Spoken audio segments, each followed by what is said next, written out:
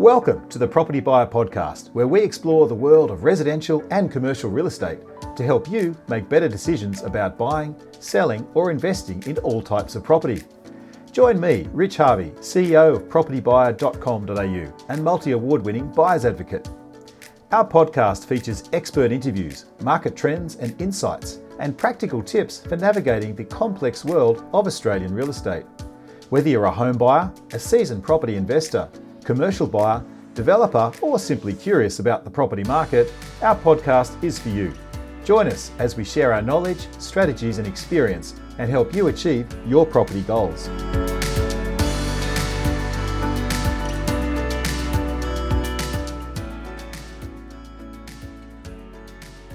Well, welcome to another edition of the Propertybuyer Podcast. Brisbane has been a strong performer in the Australian property market the last few years, with double-digit growth in 2024. Originally seen as a large country town, it's matured into a world-class city and now the third largest in Australia. But what is driving this growth and development? And does it have the legs to continue? To help unpack the future drivers of the Brisbane property market and examine the trends, the hotspots, the price forecasts, we have Glen Sainsbury, Property Buyer's Principal Buyer's Advocate and Team Leader for South East Queensland.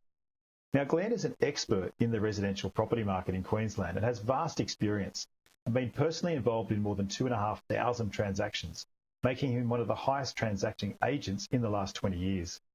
Glen is also a high-level negotiator who's trained scores of other property professionals on the art of strategic negotiation. Great to have you on the podcast, Glen. Hi, Rich. That's a lovely intro. Hope everything's going well, and hello to the listeners. Thanks, Glen. Glen, you might know we have a little tradition with the Propertybuyer Podcast where I ask you a quote, and today's quote is, "Challenges are what makes life interesting, and overcoming them is what makes life meaningful." Joshua Marine. What do you take from that quote, Glen?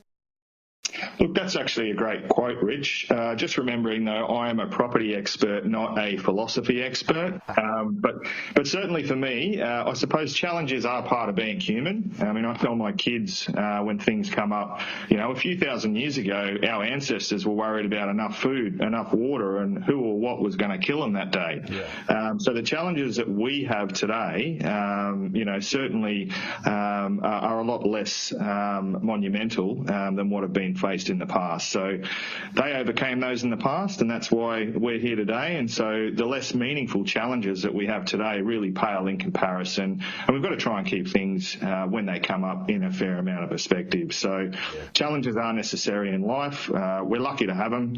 Without them, I suppose, we remove the essence of probably what being human is. We can't control things that happen, but we can't have the good and we can't have those successes without having some form of suffering or something that we've had to overcome. Life would be pretty bland, I suppose, if it was devoid of feeling, devoid of successes, devoid of challenges and devoid of failures. And look, I totally resonate with that quote, actually, because it's what makes life fairly meaningful. But interestingly, just before we move on to the fun stuff, the property stuff, I think the most successful people that I personally know actually embrace what happens to them and they don't shy away from challenges. To become successful, they've had to pretty much overcome more challenges than the average person, and that's why they are where they are. When you don't get to look like Arnold Schwarzenegger without years of suffering in the gym, it's the same in every other facet of life as well. Challenge and suffering provide a reward, and in life we're going to lose sometimes and we're going to win sometimes, and those wins are pretty sweet. That's great, Glen. Well, I think it just builds character, I think is what you're alluding to, and it makes life very colourful. That's great. Look, really great answer to that. So let's get into the property stuff, Glen. Tell me firstly, just in the context of being a buyer's agent, what do you love about being a buyer's agent, and how long have you been in the real estate game for?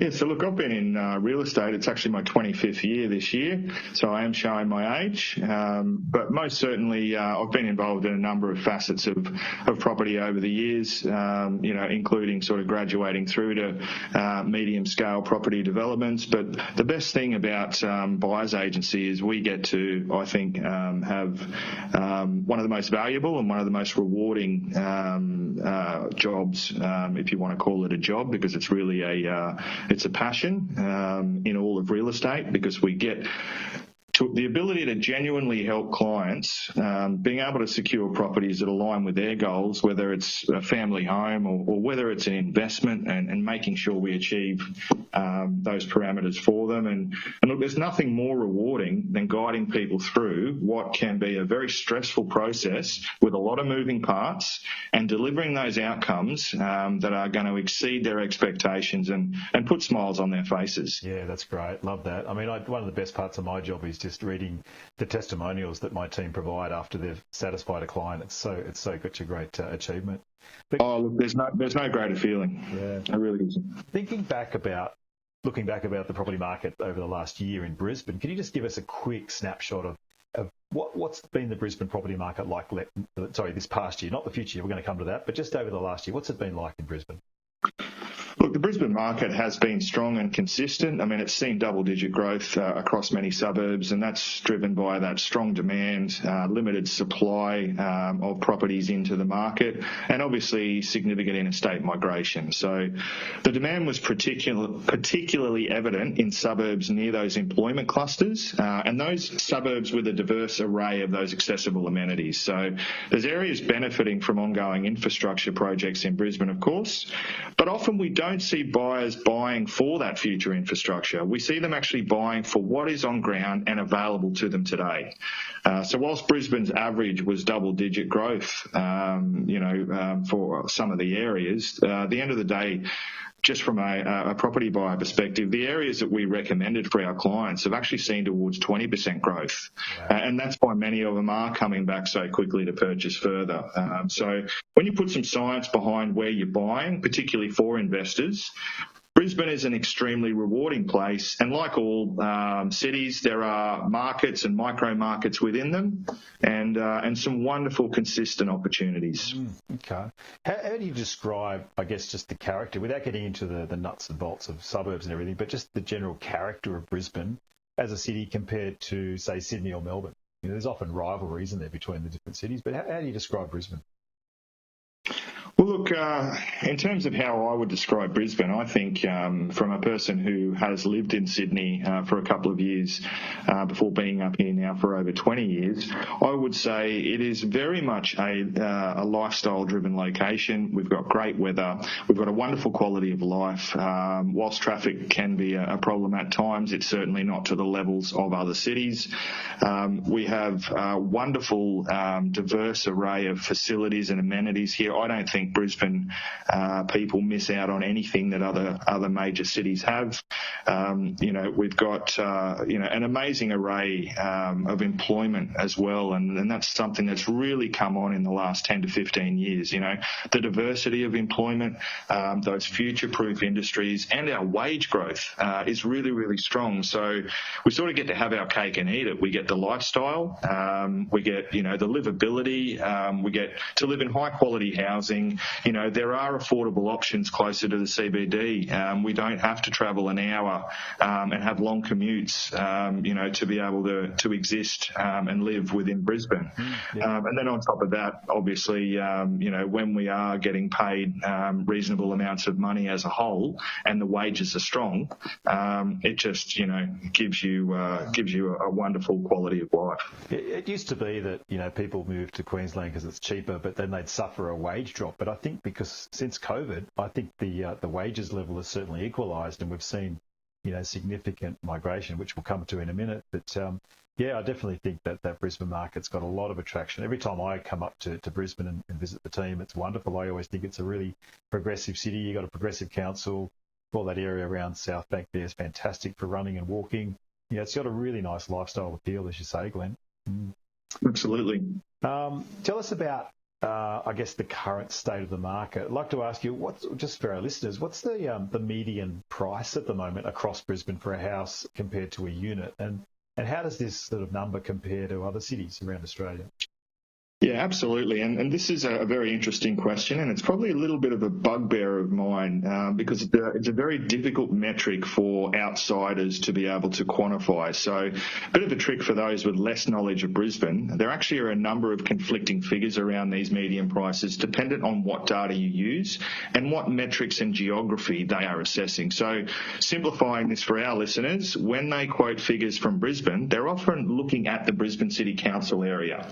So we have super councils here, unlike places like Sydney. With our councils have those large geographies. So we actually have some of the largest local government areas by area in the world. So within 20 or 25 minutes from the Brisbane CBD, there are adjacent council areas which are still part of Greater Brisbane, but often the data is a little different, and a lot of the data sometimes reflects just the Brisbane LGA. So as of this month, the median house price in the Brisbane LGA is about $974,000.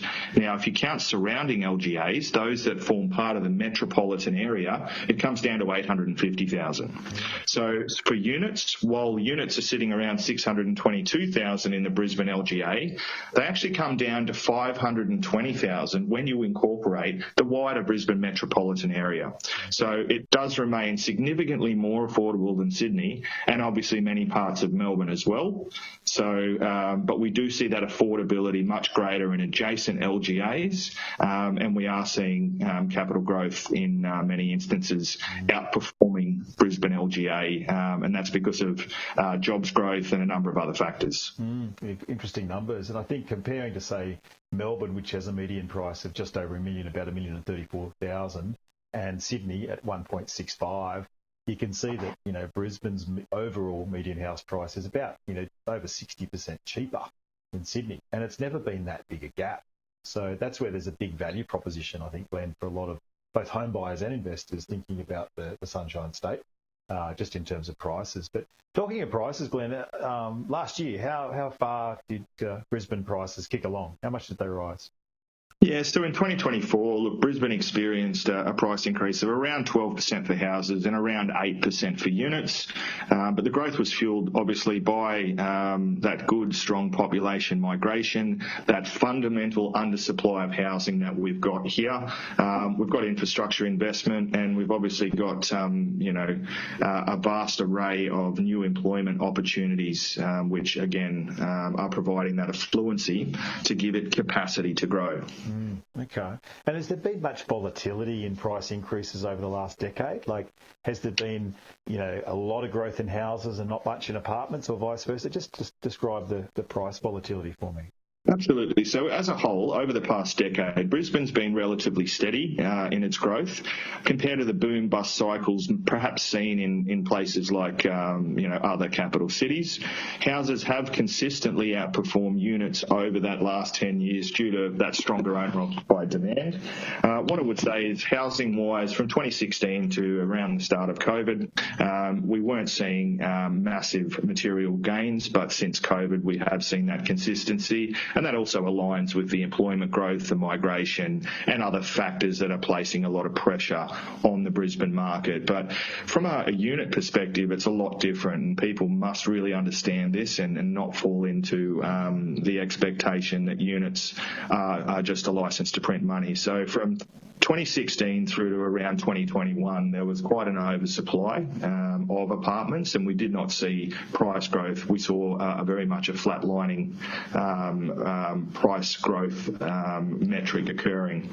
Now, what we see in Brisbane, being a less mature market than a Sydney or a Melbourne, is very prone to oversupply and undersupply. So what has happened since that oversupply, which peaked around end of 2016, early 2017, is it needed time for the supply or for the demand to catch up to that supply. So what has happened more recently is demand has actually caught up to that supply, because like anything economically, if we're in an oversupply of apartments, there's going to be less apartments built, then demand perpetually will catch that. And we're in the situation now where over the last 12 months, we have seen units in some areas outperforming their housing markets purely because we are seeing now demand exceeding that supply. The one thing I would quantify is, say, I look out my window now and I look at all the cranes back in the sky in Brisbane. And, really the apartment market works in windows, and the window now is very strong.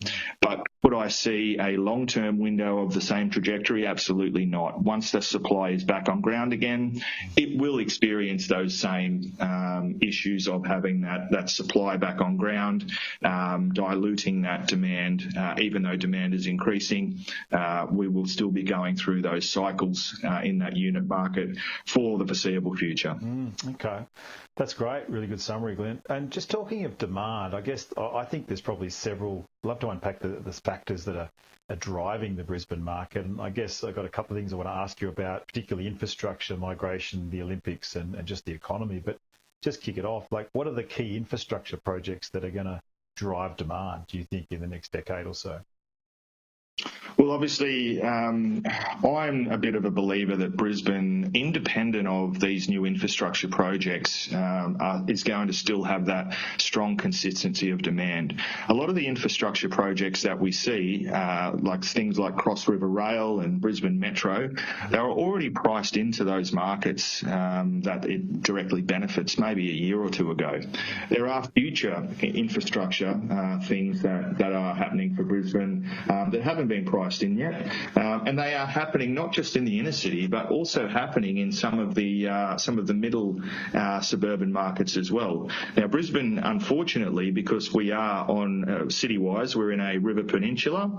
There is only a limited capacity for Brisbane as a city to grow, but some of the areas that are outside of the CBD are experiencing monumental amounts of infrastructure. And people do talk Cross River Rail, they talk Brisbane Metro, and they talk Queen's Wharf when they talk Brisbane.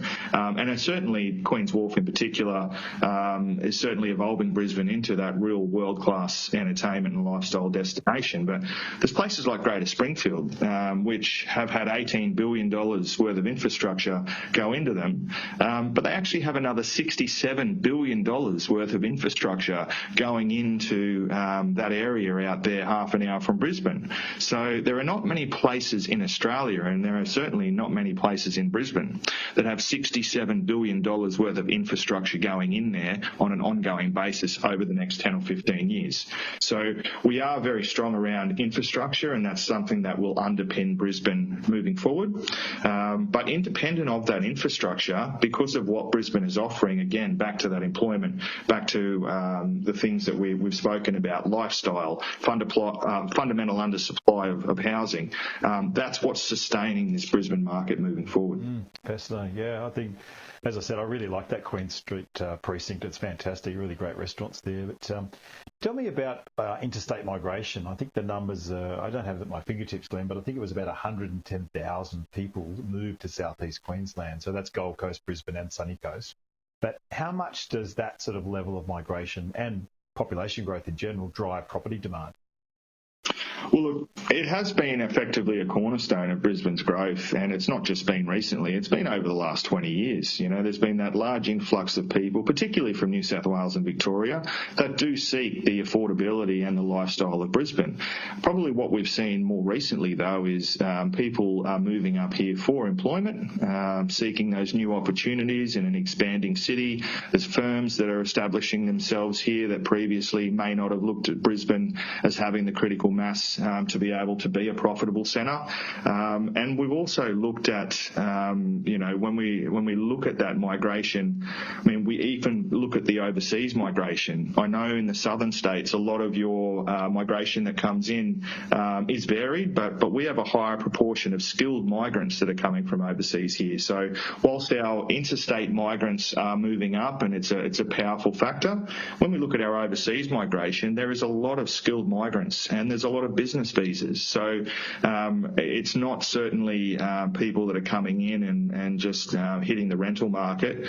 There is a lot of people there that are coming in and are actually, purchasing property and helping that demand. So the combined migration levels are certainly underpinning Brisbane and also placing pressure on that housing supply. Fantastic. Now, I've got to ask you the big question, Glenn, drum roll, the Olympics, right? Everyone's talking about the Olympics in Brisbane for 2032 and being touted as going to have an incredible impact on the market. What's your take on that sort of discussion, and is there any kind of hotspots you think might come from the Olympics? We really appreciate you tuning in to the Property Buyer Podcast, and I hope that you're finding our expert interviews helpful.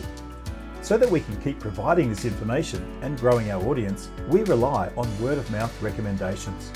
If you found this information useful, could I please ask you to share this podcast with your friends, family and colleagues, and ask them to subscribe to the Property Buyer Podcast. It would be a big help, and we'd be very grateful for your support. Thanks once again for sharing the links. And now, let's get back to the podcast.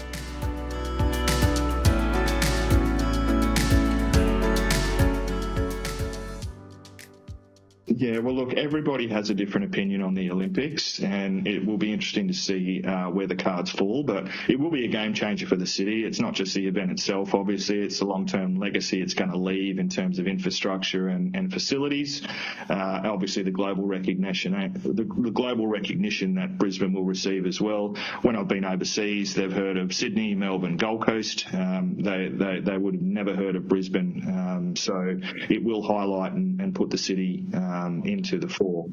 So, look, what I would say, I'm a believer that the Olympics, apart from when you look at history and you look at the benefits of housing markets and property markets in other cities that have experienced Olympic events, that aside, I do see that it will benefit the city in a few ways, but it also poses some risks for some of the markets within the city in some ways. So, again, back to when we spoke about the apartment market and the oversupply and undersupply, there is going to be a second wave of building around that 2028 mark within that, particularly the apartment market.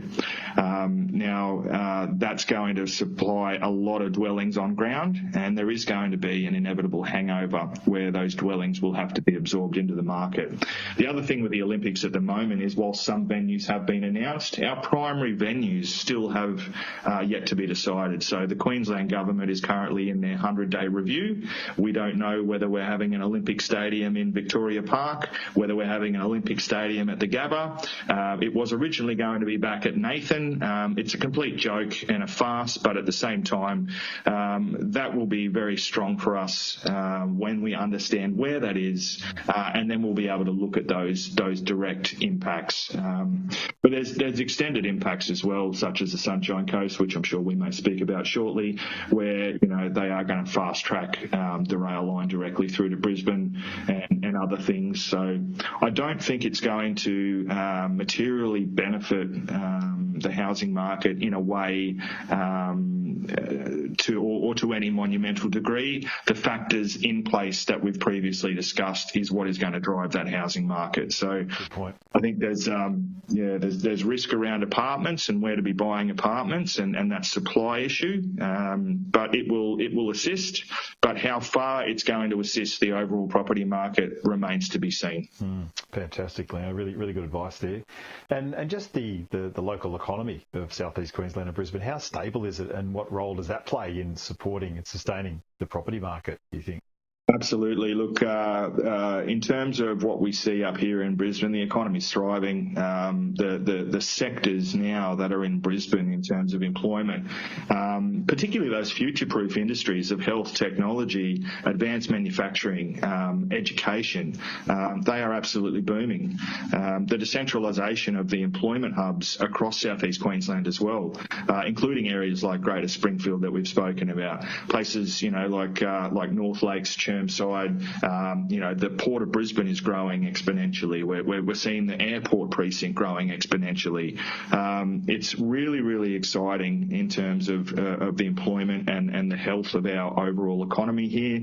Now, certainly we are seeing affluency, we are seeing good incomes, and we expect that to further strengthen, and it becomes a self-perpetuating cycle when you've got industries that are thriving, growing, when you've got good jobs, good incomes, and that then creates the capacity for more to align and to come in and move in beside those. So we do really value where and how far the economy has come in Brisbane, and the type of future-proof industries that we've now got, which will underpin us for generations to come. Fantastic. And I've got to say, I've got to compliment the way you use the word affluency. I was thinking, having a laugh in my head then about the way Kath and Kim used to say the word effluent when they meant to say affluent. So there's a little side joke. But, yeah, well, look, I'm from the country, so it's probably taken me 20 years to not say it the way Kath and Kim say it. I'm now getting pretty city-fied in my old age. Love it, mate, love it. So I want to talk about some suburbs and really give our listeners a bit of an insight into specific areas that you think are going to be really good for both home buyers and investors, Glenn. But yeah, which suburbs do you think are sort of in the highest demand? Like, do you think it's the inner city hubs like New Farm or those other areas like Springfield? What's showing up in the radar at the moment? Well, look, obviously different markets and different price points, they have their own individual markets where we are seeing strength. To the north, areas like Banyo, we're seeing really good strength in because it's relatively affordable.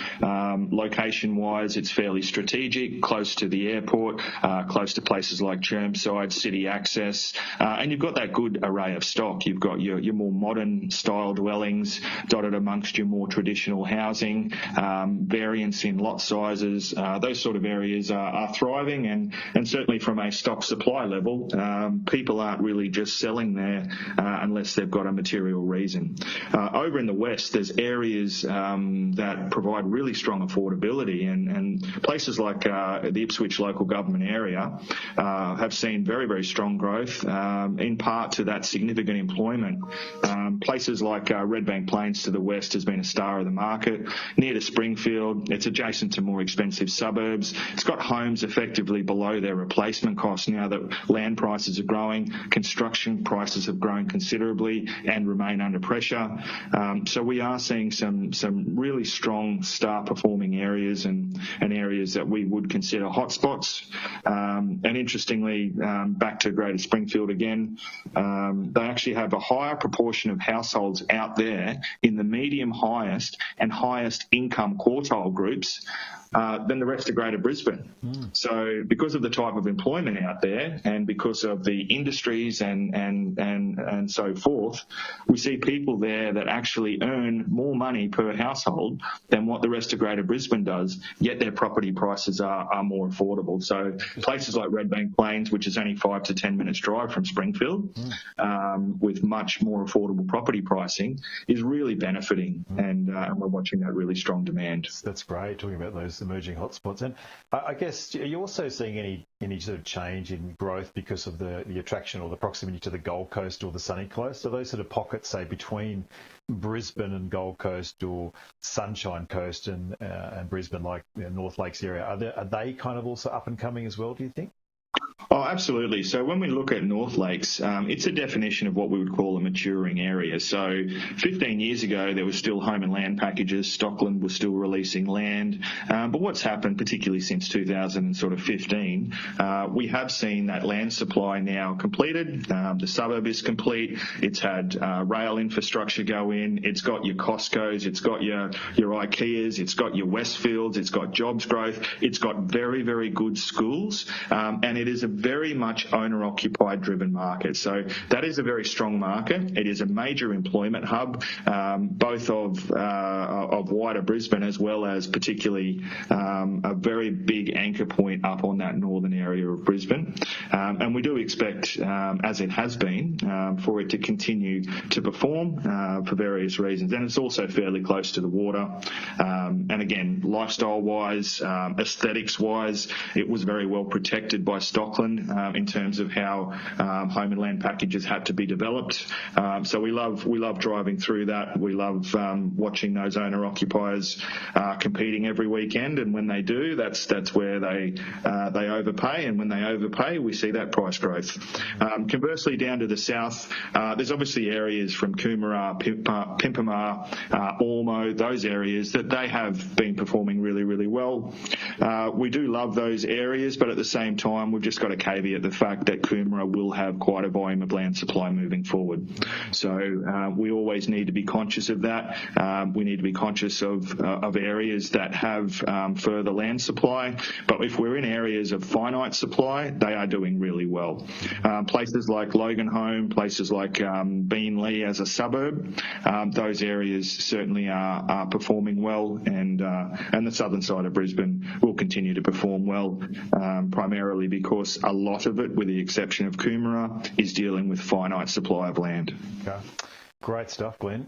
Tell me about the top end of the market. So I want to talk about the luxury property market. So where are the buyers coming from, and what are they looking to buy? Like areas like Ascot, Hamilton or West End, Highgate Hill, are they still in really top demand, or what are you seeing in that end of the market?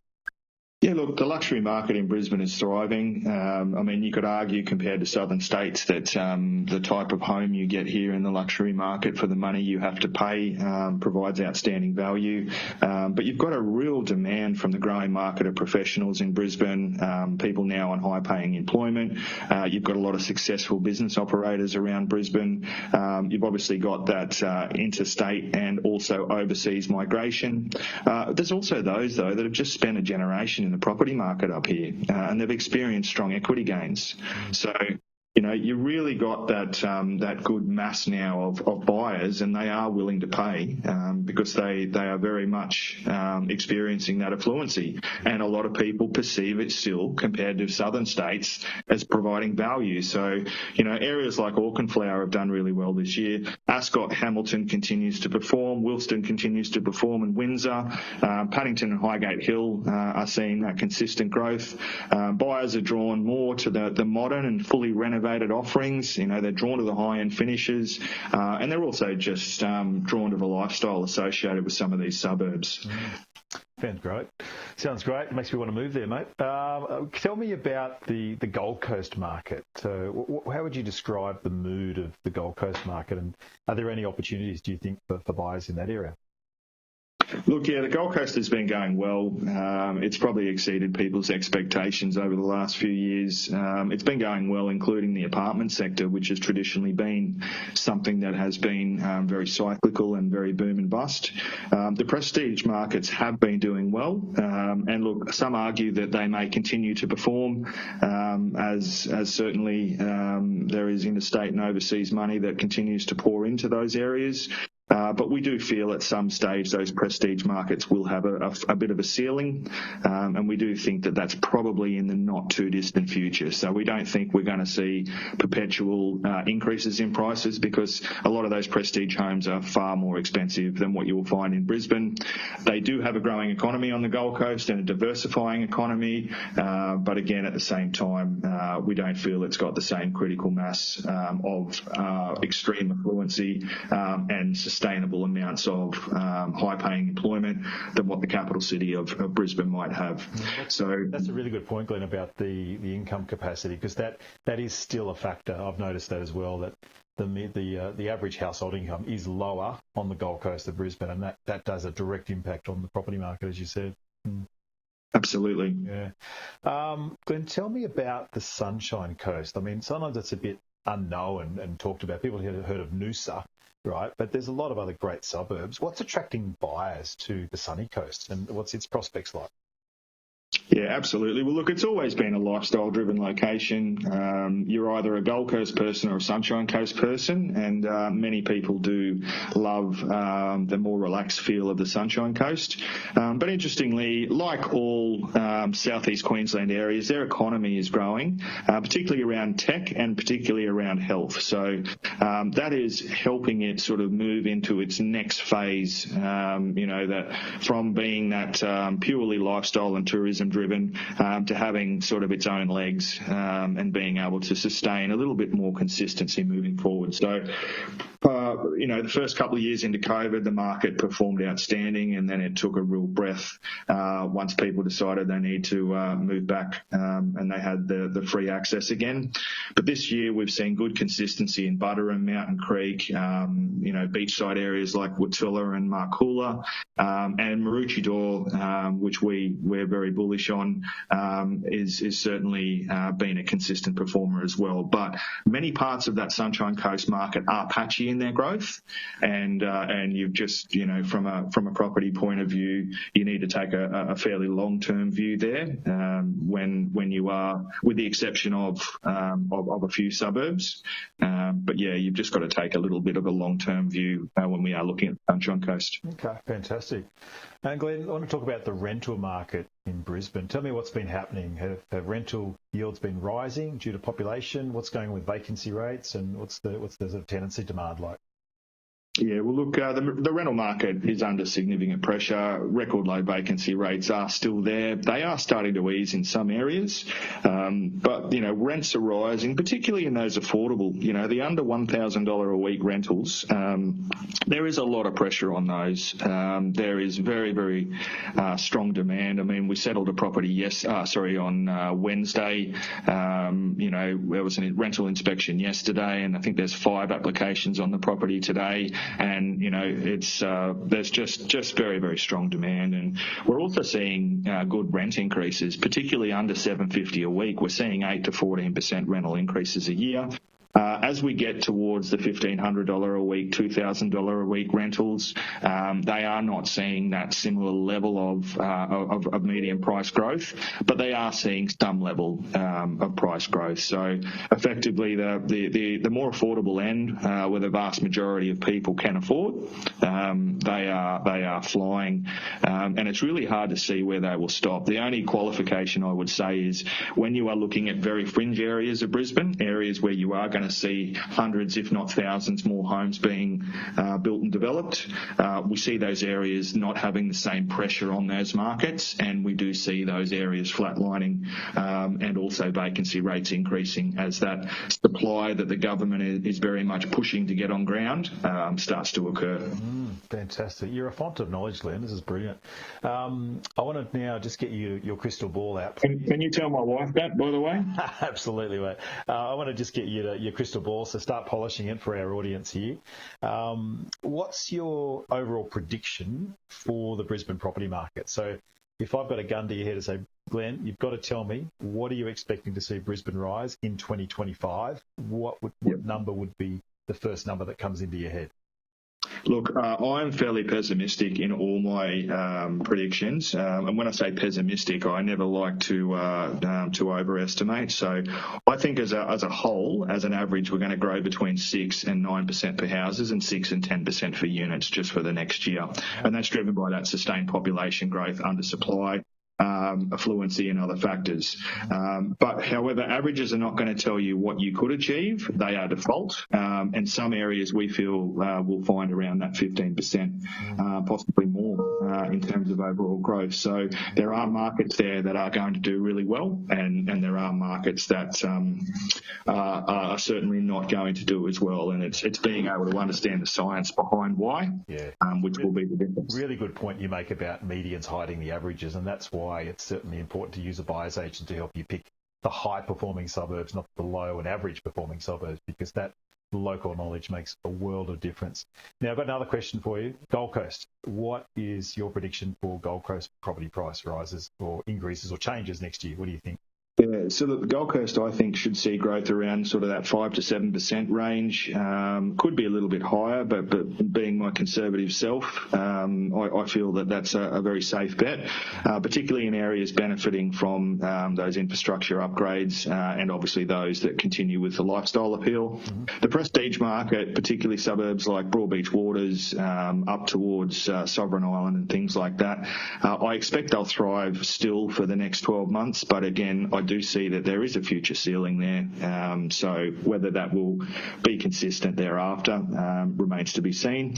The apartment market's interesting. I still think we're going to see good growth there. However, there's been 40,000 apartments approved on the Gold Coast that haven't been built, and there's a real push to get them on ground. The existing stock on the Gold Coast is actually a lot more affordable than a lot of the new stock going into the market. So whilst we are seeing supply levels increase there, and that is a concern, we are seeing a variance because the cost to develop that stock and bring it to market is often meaning that they're released at prices more expensive than what the established market is. So it's almost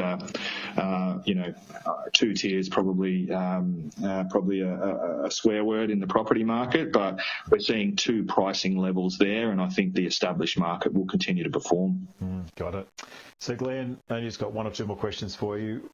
If you could give our audience the best property tip or something you've learnt in the past about investment property, what would it be today? Look, I think if you're looking at buying for investment, you've got to invest in areas with strong lead indicators. And first of all, you've got to know what strong lead indicators are. There is so much data out there. Some of it's conflicting, some of it's confusing, and some of it doesn't relate to property price growth. And that's the big misnomer. Some people can get bogged down with information. So you've got to look at purely just those few factors that do lead through to price growth. We want to make sure vacancy rates are good, but effectively you want to try and simplify a complicated process. And also, properties are like human beings. None of us are going to be perfect, whether you're buying at $600,000 or $7 million or $15 million. If you're buying at $15 million, you mightn't be able to find one with a helipad on the roof.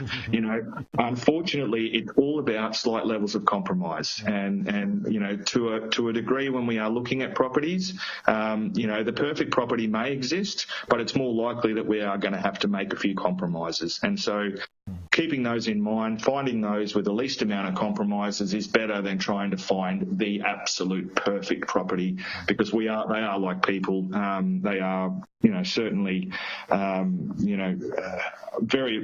rarely exist out there in the world. And I'm talking about the property that's perfect for you, by the way, not necessarily, the property that, to us, who are property professionals, we see it as ideal. We're talking about properties that are perfect for you in your situation at the moment. Fantastic, Glenn. And I guess another last question to finish on is timing. I get asked every day of the week, Rich, is it a good time to enter the market? Should I buy now or should I wait for the market to drop? What's going to happen with interest rates? What's going to happen with this? And, my view is, look, again, you can't always pick the perfect timing. I say, and my advice is, buy when you can afford to buy and hold for the long term. Investment property is a long-term game. You can make money flipping if you know what you're doing, but trying to time your perfect entry is like trying to be an Olympic diver without making a splash and get a 10 out of 10. You've actually got to take the plunge at some point. But what's your advice around timing, Glenn? Well, look, we're property professionals. Of course, we're going to say the best time is now, but that's because we live it and breathe it every day, and we see what happens out there in the market every day. But the reality is, particularly in Queensland, there is no time like the present. If you're on a budget, particularly under $1 million, every month you wait, you're watching your borrowing power erode.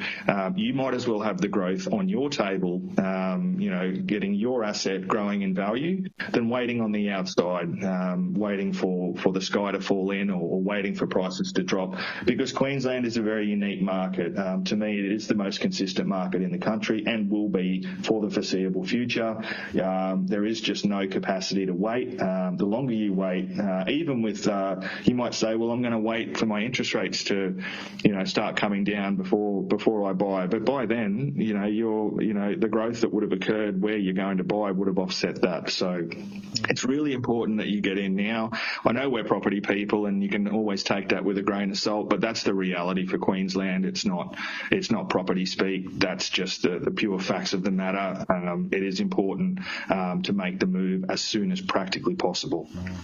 Well, Glen Sainsbury, team leader for South East Queensland for Propertybuyer, thank you so much for being with us today. Really thank you for sharing your knowledge. It's been a pleasure. Thanks, Rich. Have a great day. Appreciate it, and to all the listeners. And to everybody out there, thank you again for listening to another edition of the Propertybuyer Podcast. Can I please ask you to share this podcast link with a friend or family member so you can spread the word of getting independent advice to help you on your property journey? And we look forward to sharing it. Thanks for being with us on another Propertybuyer Podcast. If you have a question you'd like to ask, please click on the SpeakPipe link and we'll answer this during the next episode. If you're looking to buy a residential or commercial property in the near future and would like to get the added advantage of having a buyer's advocate on your side, then please reach out to my team today and send us your inquiry, and we'd be delighted to help. please visit our website at propertybuyer.com.au, where you can stay updated with all my latest market updates, weekly blogs and live suburb profiles to help you make better property decisions. We look forward to connecting with you again on the next Property Buyer Podcast.